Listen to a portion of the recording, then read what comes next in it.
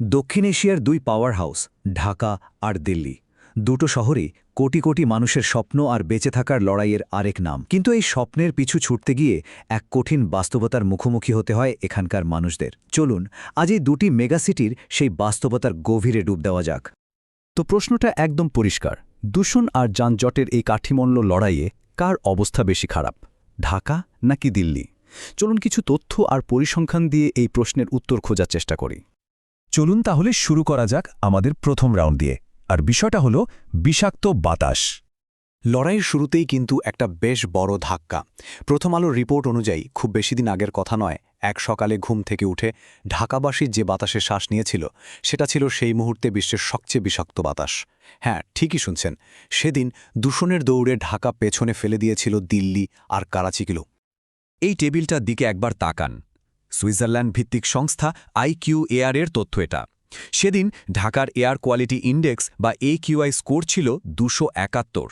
সোজা কথায় এই স্কোর খুব অস্বাস্থ্যকর ক্যাটাগরিতে পড়ে। তালিকার 2 আর 3 ছিল করাচি আর দিল্লি। কিন্তু একদিনের একটা স্কোর দেখেই কি পুরো ছবিটা পরিষ্কার হয়ে যায়, নাকি এর পেছনে আরও কিছু ব্যাপার আছে? দেখুন, একদিনের চিত্র দিয়ে তো আর পুরো বছরের বিচার করা যায় না, তাই না? বিশ্ব স্বাস্থ্য সংস্থা বা WHO এর বার্ষিক গড় ডেটা দেখলে আমরা কিন্তু একেবারে অন্য একটা চিত্র পাই। সেখানে দেখা যাচ্ছে দিল্লির বাতাসে PM2.5 নামের যে মারাত্মক ক্ষতিকর কণা আছে তার ঘনত্ব ঢাকার দ্বিগুণেরও বেশি। মানে সার্বিকভাবে দেখলে দিল্লির বাতাসের অবস্থা কিন্তু ঐতিহাসিকভাবে আরও খারাপ। আর এই মারাত্মক দূষণের পরিণতিটা কি? এই যে সংখ্যাটা দেখছেন, 2 মিলিয়ন। শুধুমাত্র দক্ষিণ এশিয়ায় প্রতি বছর আনুমানিক 20 লক্ষ মানুষ মারা যায় এই বিষাক্ত বাতাসের কারণে, সময়ের অনেক আগেই।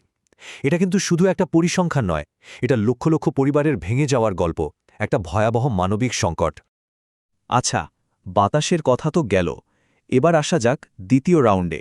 যে সমস্যাটা এই দুই শহরের মানুষের প্রতিদিনের সঙ্গী, রাস্তায় ঘণ্টার পর ঘণ্টা আটকে থাকা। যানজটের এই লড়াইয়ে ঢাকার জন্য খবরটা একদমই ভালো না।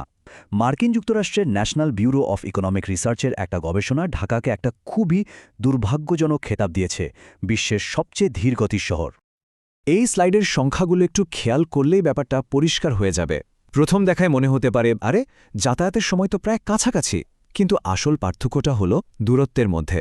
মানে প্রায় একই সময়ে দিল্লির একজন বাসিন্দা ঢাকার বাসিন্দার চেয়ে প্রায় দ্বিগুণ পথ পাড়ি দেন। সোজা বাংলায় বললে ঢাকার রাস্তায় গাড়ির চাকা প্রায় ঘোরেই না। কিন্তু ঢাকার গতি এত কম কেন? এই চার্টটা একটা বড় কারণ আমাদের সামনে তুলে ধরছে। ঢাকার প্রায় 43% মানুষ যাতায়াতের জন্য বাসের ওপর নির্ভরশীল। অন্যদিকে দিল্লিতে 56% মানুষ প্রাইভেট কার ব্যবহার করে, আর 17% যাতায়াত করে আধুনিক মেট্রো রেলে, যে সুবিধাটা ঢাকায় এখনও খুবই সীমিত। ওকে, দুটো রাউন্ড তো গেল, চলুন এবার শেষ রাউন্ডে যাই, আর সেটা হলো জীবনযাত্রার খরচ। দেখি এই দিক থেকে কোন শহরের অবস্থা কেমন।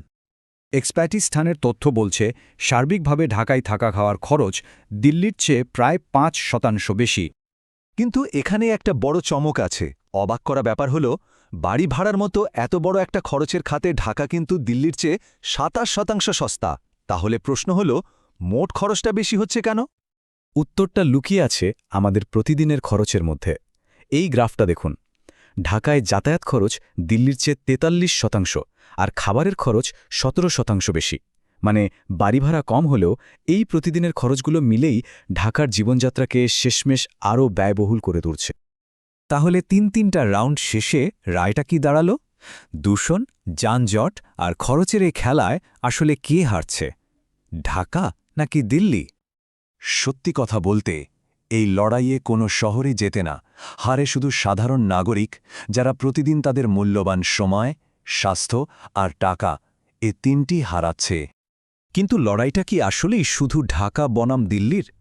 বিশ্ব ব্যাংকের এই ছবিটা কিন্তু একটা অন্য গল্প বলছে। এই ছবিটা আমাদের মনে করিয়ে দেয় যে দূষণের এই ধোঁয়া কোনো দেশের কাটতার বা সীমানা মানে না।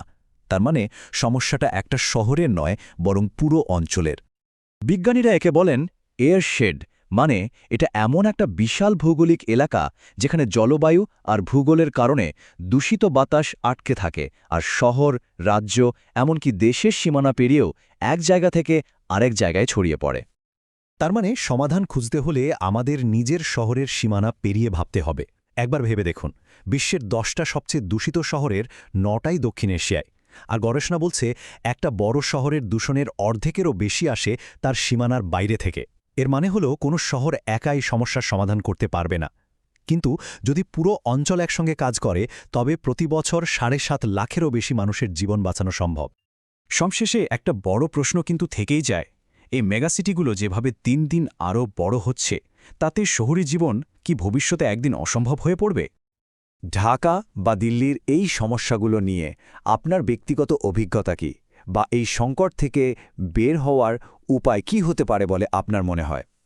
আপনার ভাবনাগুলো আমাদের কমেন্ট করে জানান। আর আমাদের এই বিশ্লেষণ যদি ভালো লেগে থাকে, তাহলে অবশ্যই লাইক করুন এবং আরও এমন আলোচনার জন্য সাবস্ক্রাইব করুন।